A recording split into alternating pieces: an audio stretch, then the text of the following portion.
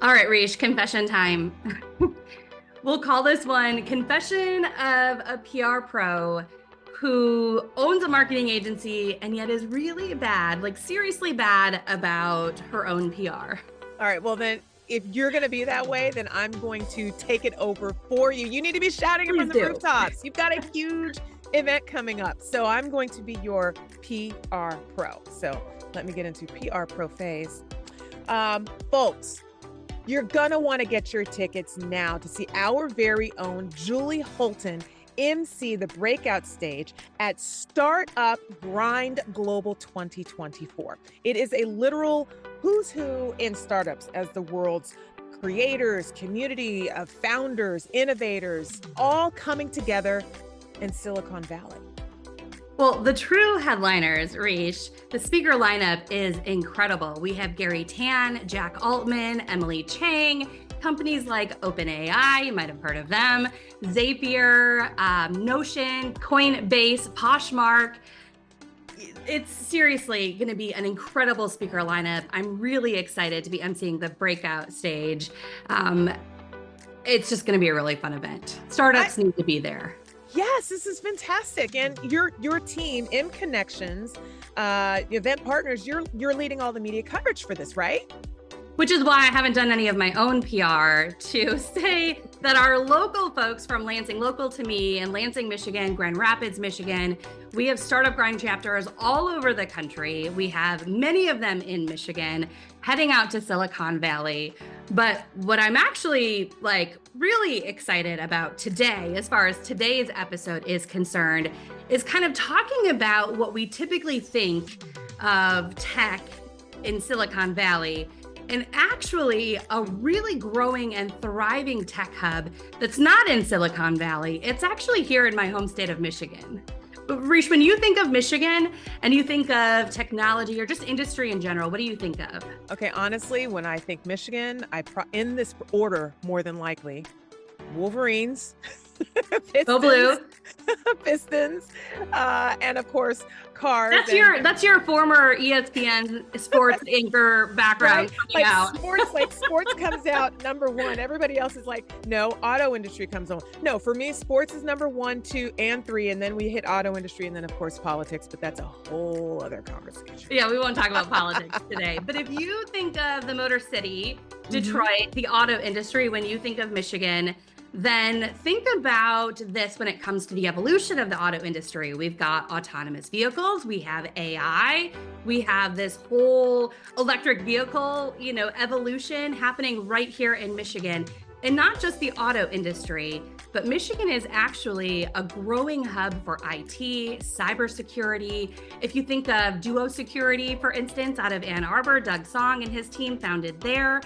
A lot of tech is happening in Michigan. And don't worry, this is not like a pure Michigan advertising campaign. Just wanted to give you some of that background as we get into today's guest, because she's gonna mention a city you may or may not have heard of. By the end of this episode, hopefully you all want to move there. It's just up the road for me. Grand Rapids is centrally located between Chicago and Detroit. And it really is a place to be if you are not just in tech, but a woman in tech.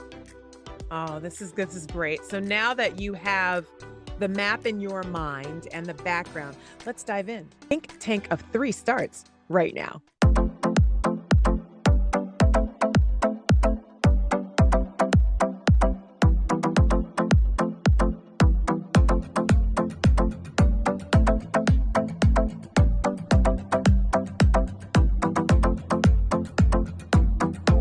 To the Think Tank of 3 podcast. I'm Reischea Canidate-Kapasouris alongside my phenomenal host, soon to be MC of Startup Grind Global 2024, Julie Holton. I don't know if I'm glad I told you about that or not, but at least we've got the PR going, Reish.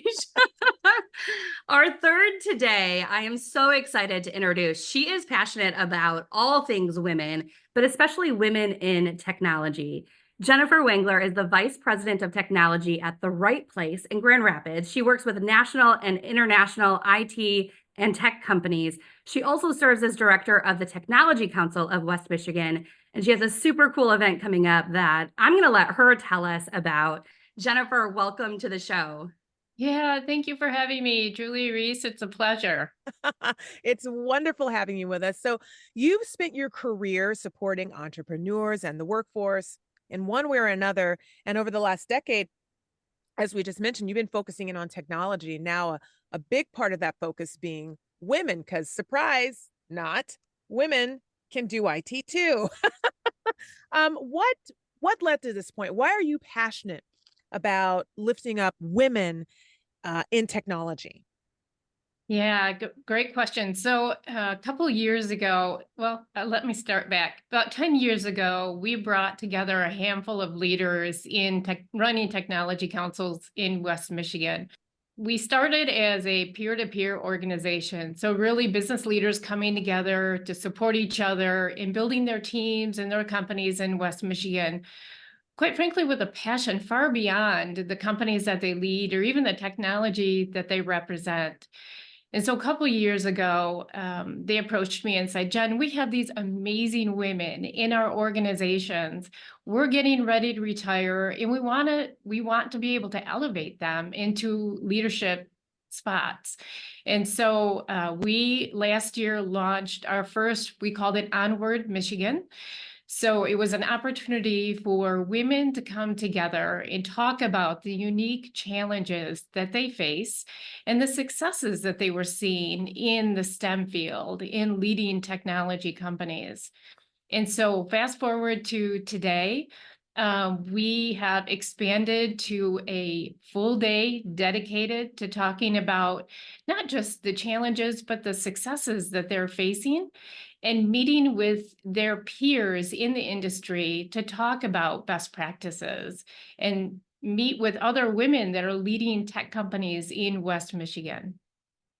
Jennifer, I find it just really fascinating, and in a positive way, that it was the men on the tech council, the members that are men, that approached you wanting to really find ways to elevate the women in their companies. What is it that has kind of kept women back a little bit? And from your perspective, what are some of these unique challenges that women face? In the tech industry, most of the leaders recognize that diversity of thought and of voice is super important in order to build the right product and create the right company to service the broad masses. But beyond that, I truly believe that it is an issue of network. So women just don't have that same trusted circle of network that the men have been able to create over the years for a whole host of different reasons. And so being very purposeful about creating a community and a space where women can come together, again, talk about those challenges, talk about the successes, and then continue to create space to meet with that trusted circle of advisors. Speaking of the advisors, from your viewpoint, what are some of the challenges that women are facing in tech? And in all honesty, this could go across the board in all business facets, but is there anything in particular that you see in technology that women deal with more so than they were possibly anticipating, or what is that big challenge that they might be facing in the tech realm? Yeah, thanks, Rach. That's a great question. It is not just tech, it's leadership in general, right? I read a stat the other day that, less than 1 in 4 startups are led by women. And so not being at the table is a challenge, right? Because their voice is not being heard. So again, creating a voice in a space for women who are looking to raise money for their startup. So that is a huge opportunity and a challenge for women founders that are starting businesses.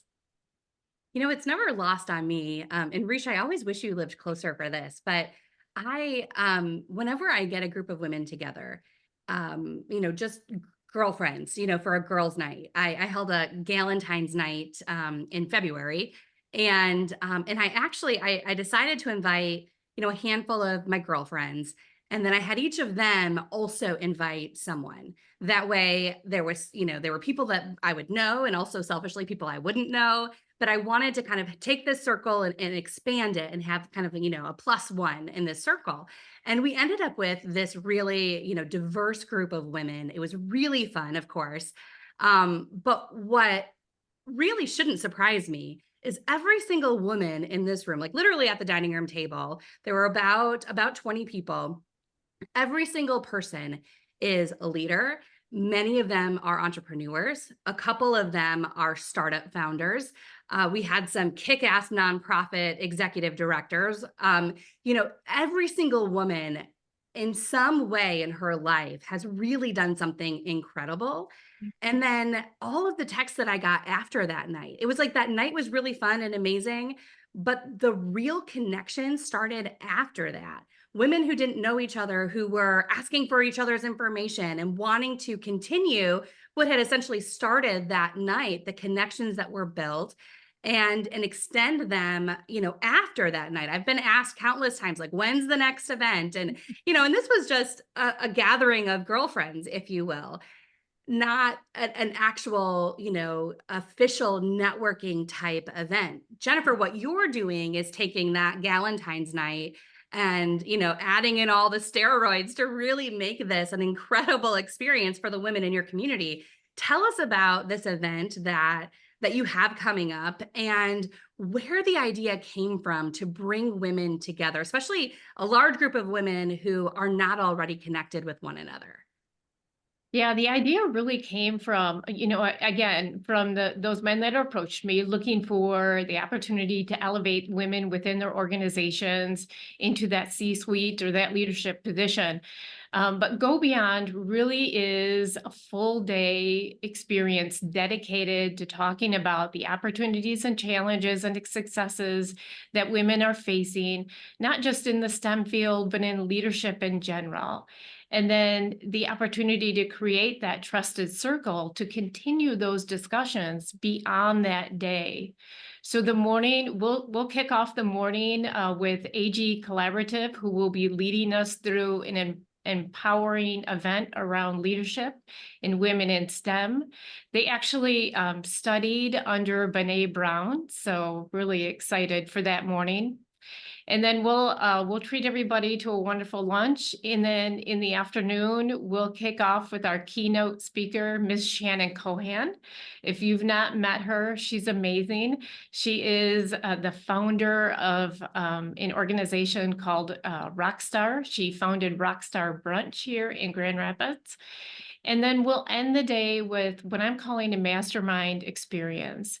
And again, that really is the opportunity to build that trusted circle so that you can take it on beyond just the day. One of the other things that we've done too, Julie, that mirrors what you were just talking about with the Galentine's Day is we've started what we call our coffee circles.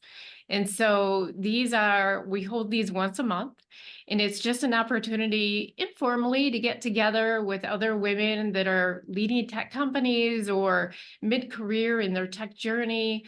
And in an informal way, just have coffee and talk to them about what's happening with you in your life right now, not just professionally, but personally, and share opportunities for growth.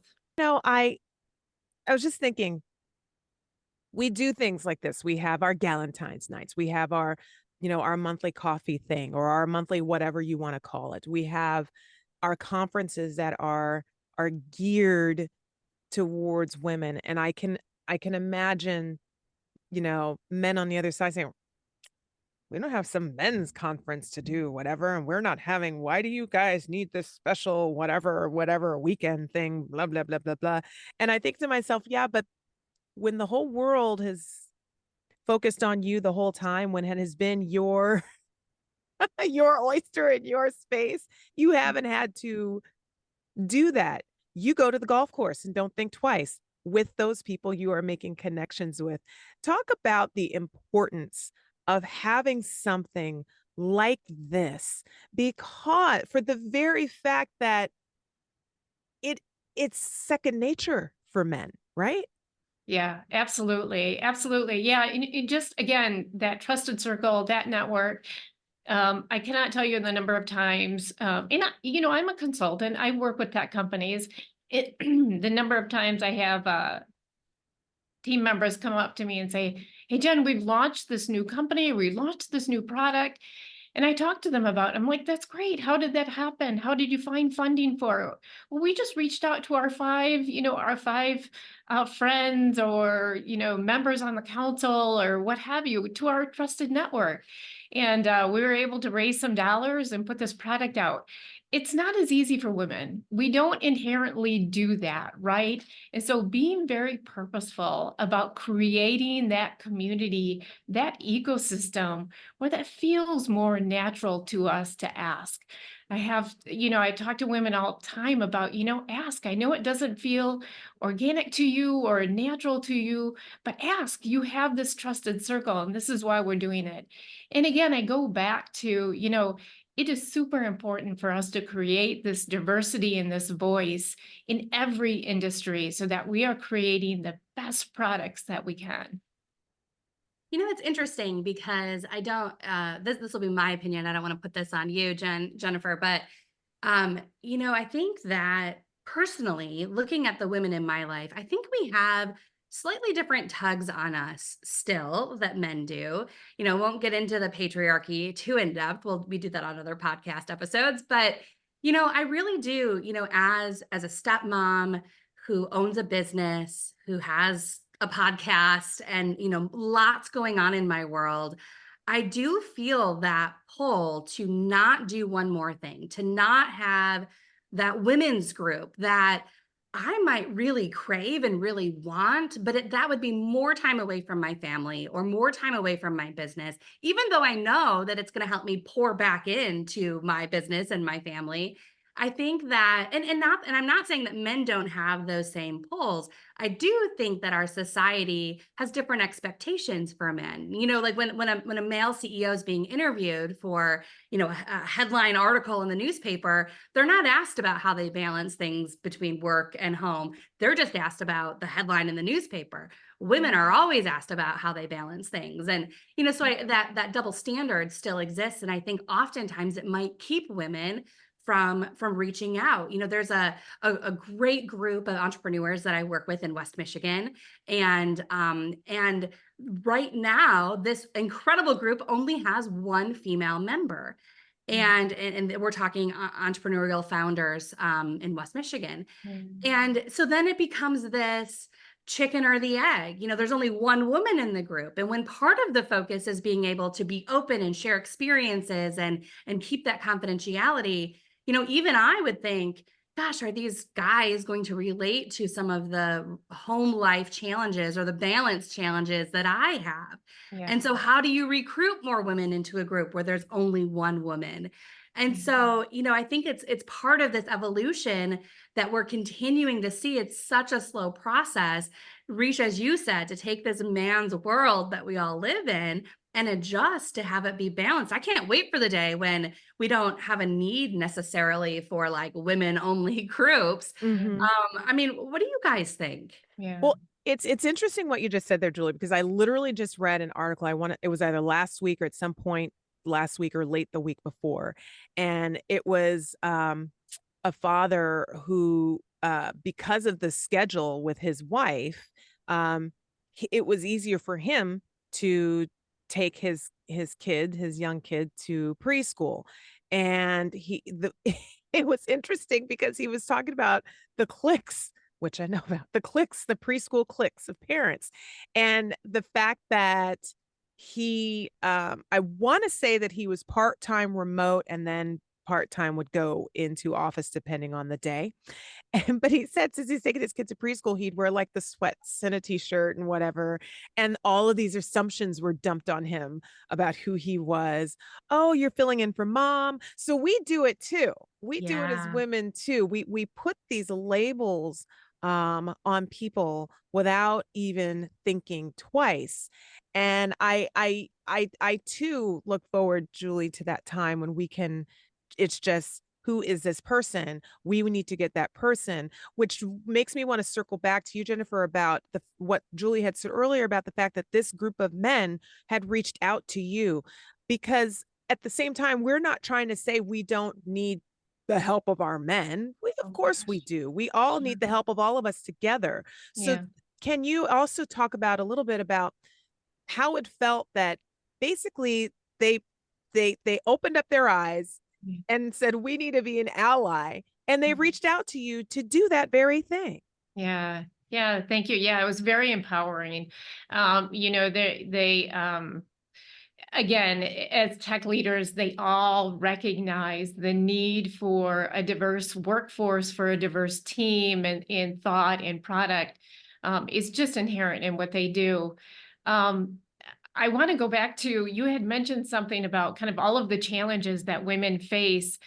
When I started this journey 2 years ago and started launching the Circle Coffees, um, I started with happy hours, and I did that because that's what I knew, right? And the council still today is, 90% of men, and they still love their happy hours.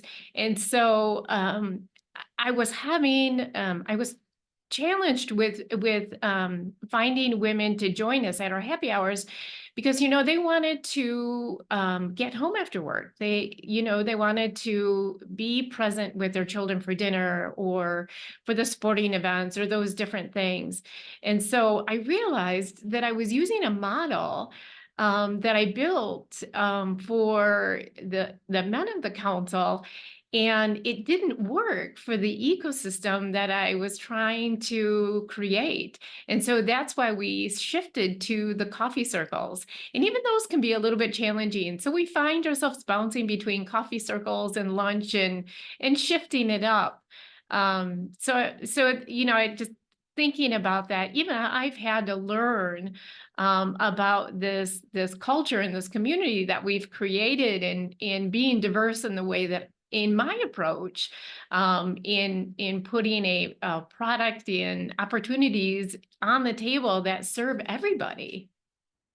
As You you look universally, big picture, what needs to be done to support women? I mean, what you're doing in Grand Rapids, I think, serves as a great model for what other cities and other regions can do. What would you like to see universally? Yeah, I first think that we need to change our thought and our narrative, right? I During the coffee circles that I host, I have so many women entrepreneurs that come to the table that were doing something different in their life for many years, because tech isn't often modeled for us at a very young age, right? And so, because of that, we go into different careers and different fields. But I see many women now deciding that they want to start their own company, and they want to do that through tech.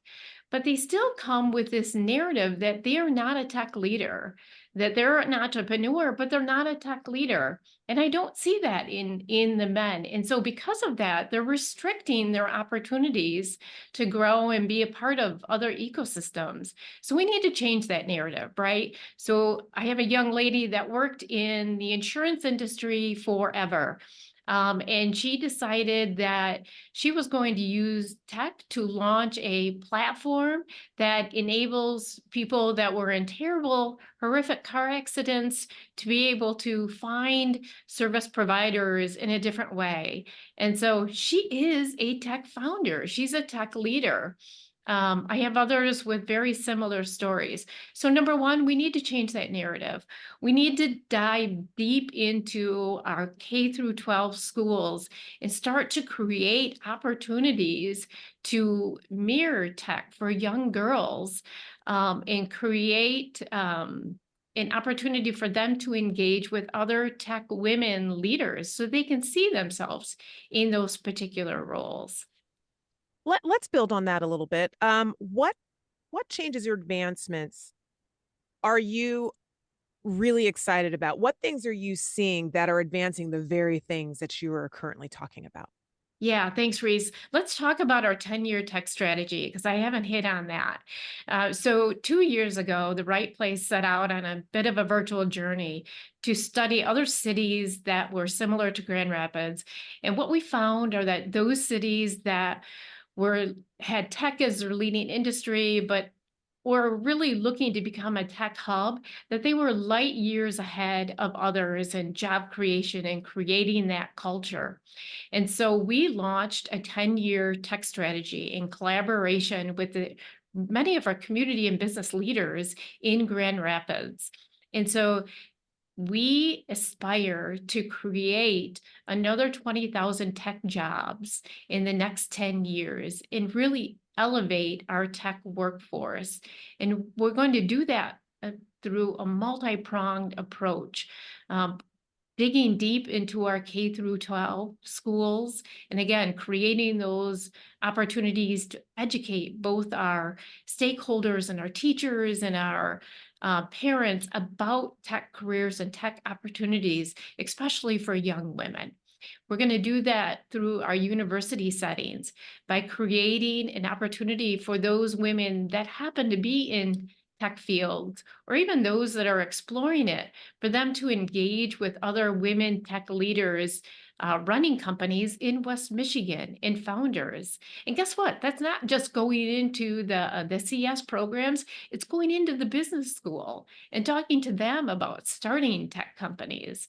And then we're going to take a look at all of those women that have been working in industries that they're not seeing the advances that they want, and presenting opportunities for them to be able to start tech companies and creating that bridge into the tech industry. So I'm really excited about our 10-year tech strategy. There's been so many advances thus far.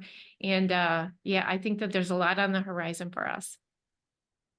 And for all the moms and dads who are listening, I think just a note that, it really strikes me as you're talking about, growing up, we didn't see a lot of women in tech. Or if we did, they were the outliers. They were different from the rest of the industry. So for all the parents who might not feel like they know how to talk about tech to their kids, you can still encourage them. Even if you feel like it's a world that is foreign to you or is different for you, we can still encourage our kids to be exploring all industries, but especially tech and all of the advancements. I think so many industries we're seeing, especially with AI and the evolution of technology right now happening so quickly. I mean, as we speak, that it's like it touches every industry. So it's hard to go far without having some sort of technology involved. The next question, I want to actually dive into our rapid fire questions, because we have rapid fire questions for every guest. This first one I'm going to adjust just a little bit,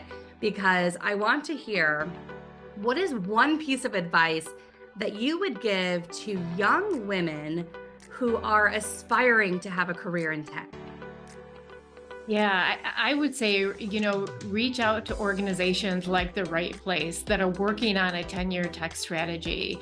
I mean, we are really trying to create that career lattice from high school to college to the aspiring companies that we have, the vibrant tech community that we have here in West Michigan. Can you share a book, quote, or resource that has really had a significant impact on your journey? Yeah, so many great books. I am an avid reader. There is one by Dr. Henry Cloud. And if you've not read him, he is a wonderful author, many different books, but one of the ones that I love is called Necessary Endings. And it's about changing the patterns that we become so accustomed to in our lives, not just our professional lives, but our personal lives, and really looking towards those ambassadors that can help create that new space for you. If you could go back in time and give your younger self one piece of advice, what would it be? Consider tech. Consider tech as a career. I love it. Short, sweet, to the point. Consider tech. Answer solved. Jennifer, it has been amazing having you on the podcast. I feel like the time flew by. Talk about an unnecessary ending because I would love to just keep you on and keep talking. But thank you for being on the show. And thank you for all of the work that you are doing to support women in tech in Grand Rapids and beyond. Julie, Reese, it has been such a pleasure. Thank you for having me on and allowing me to share my story. Oh, it's been a pleasure having you with us. And please, before you click away from this show, remember to hit subscribe, and we will see you next time on Think Tank of Three podcast.